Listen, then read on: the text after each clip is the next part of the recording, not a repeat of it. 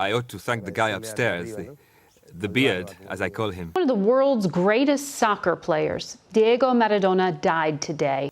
He gives me opportunities, and I make the most of them. Diego Maradona, arguably the greatest footballer of all time. Off the field, he was vulnerable, troubled, conflicted, but on the pitch, he was untouchable, revered, and invincible. Maradona was the captain of the Argentina national team that defeated Germany in the World Cup final in 1986. Diego Maradona's legacy on the pitch will span generations. His tenaciousness will be studied. His bulldog-style approach made him a mountain of a man in the sport, even if he were only 5'5".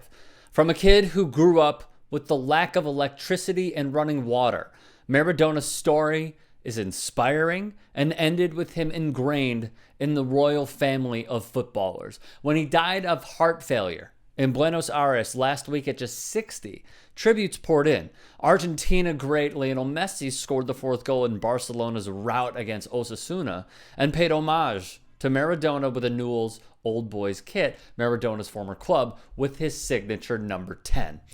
As fearless as he was on the pitch, Maradona's relentlessness off it, for the people, the disenfranchised, willing to stick his neck out in the name and drive for equality, should be discussed more.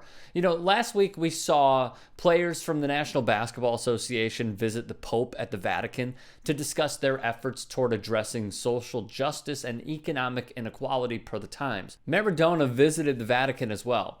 After his meeting with Pope John Paul II, Maradona told reporters, "I was in the Vatican and I saw all these golden ceilings, and afterwards I heard the Pope say the church was worried about the welfare of poor kids. Sell your ceiling then, amigo, do something." After another visit, Maradona was quoted as saying, "I went into the Vatican and saw that golden roof, and I said to myself, how could somebody be such a son of a expletive as to live with a golden roof and then go to poor countries and kiss children with a full belly? I stopped believing." Years later, though, he said his faith was restored via Pope Francis. Still, who says that of the Vatican? To call it out as he sees it, the answer is Maradona.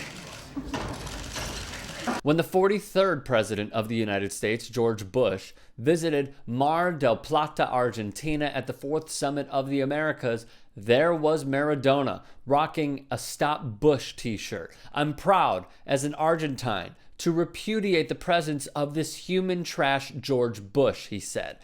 The masses were ticked at the Iraq War and the U.S. president's push for a region-wide free trade deal. Hospital and subway workers went on strike in Buenos Aires. "Argentina has its dignity. Let's throw Bush out of here," Maradona yelled into the microphone in front of a crowd of thousands upon thousands of protesters. He also attacked the 45th president. "When you see such cartoon characters like Trump, you begin thinking that if such a man takes it into his head, we may all become enemies," he said. Also, recall the pieces that we have done previously on this channel with Vince McMahon and the WWE, how he despises unionization and the fight the wrestlers have, even currently to this day. The idea of the association came to me as a way of showing my solidarity with the many players who need the help of those who are famous, Maradona said, when he pushed for unionization. In the saddening tale of the Israeli-Palestine conflict, Maradona used his voice. At the World Cup final in Moscow, Maradona warmly greeted Palestinian Authority President Mahmoud Abbas and told him, "In my heart, I'm Palestinian. I respect them and sympathize with them," he said. "I support Palestine without any fear." In 2014, during the Gaza-Israel war known as Operation Protective Edge, Maradona said, "What Israel is doing to the Palestinians is shameful." The only certainty about Maradona, wrote Jimmy Burns, is that when he dies, no matter how he dies, his funeral in Buenos Aires will be as big as Evita's, and even then, people won't believe that he is dead.